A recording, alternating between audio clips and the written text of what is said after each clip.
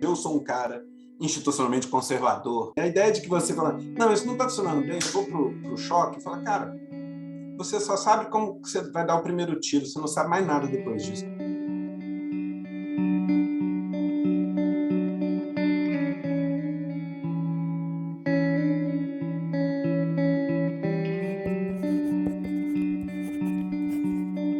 Parsons, que é um leitor americano de Weber, um importante divulgador de Weber nos Estados Unidos, define instituições de maneira que sempre me pareceu muito útil, né?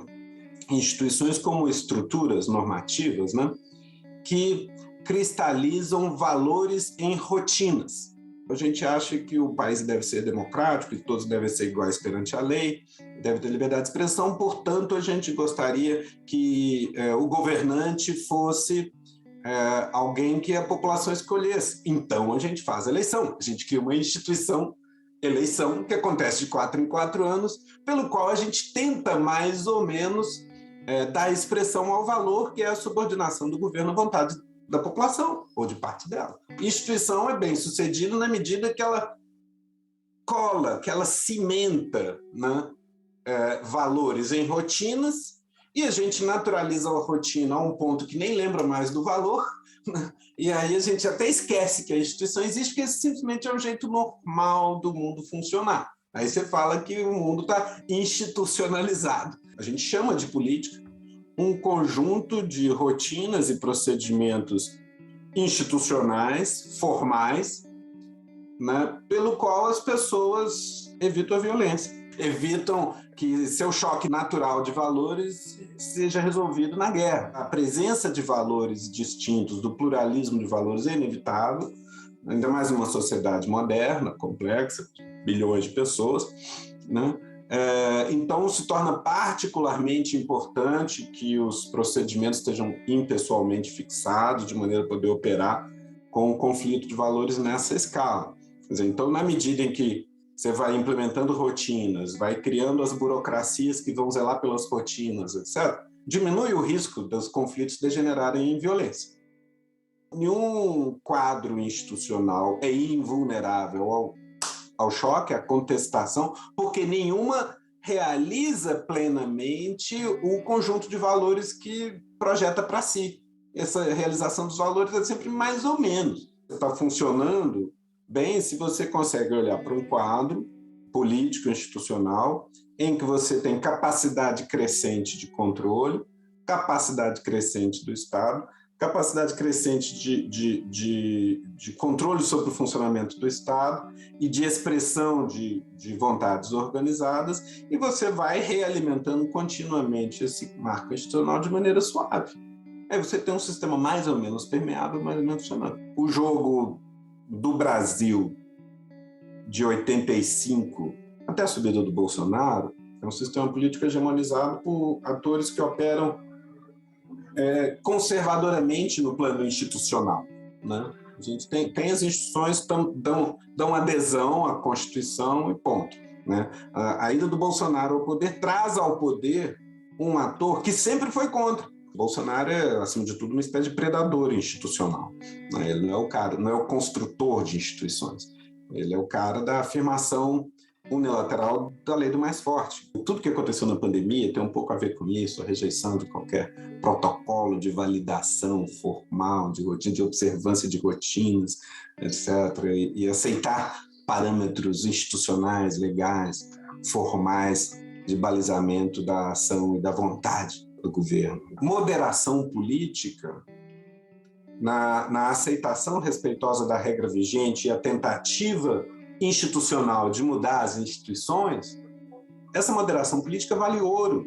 Por ela, de saída, as pessoas estão se abstendo da ação violenta sobre terceiros e já está implicado um princípio de tolerância.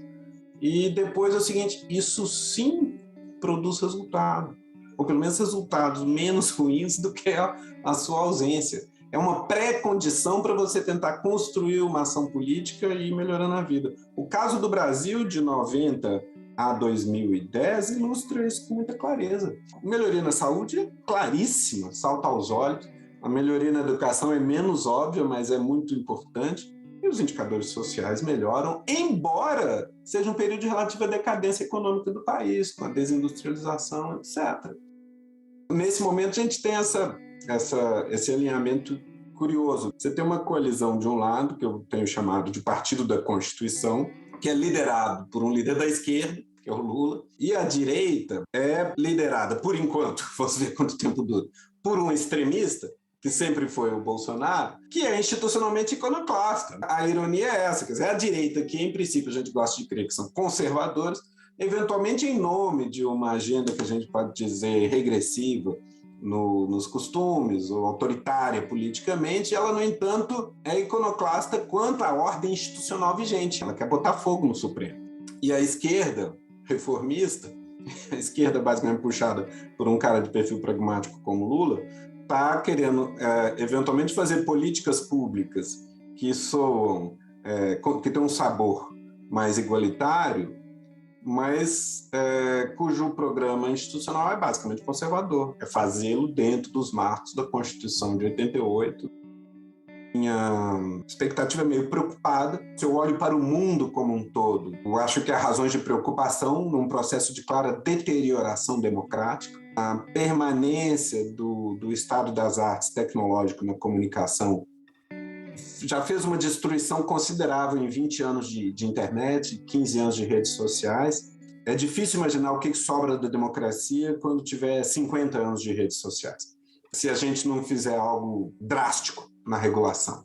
A gente deve ter que andar numa direção do tipo, toda a privacidade para minha navegação online, e, no entanto, se eu quero escrever uma palavra online, eu tenho que me identificar de maneira certificada, tipo GovBR. No Brasil, é muito importante tirar as Forças Armadas das funções que não são as delas, até para que elas possam servir adequadamente ao país na missão que só pode ser cumprida por elas, que é a defesa e a segurança nacional.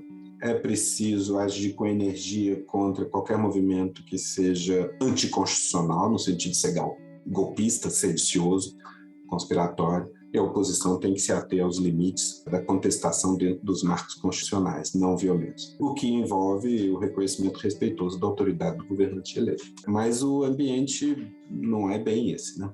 Então, é preciso...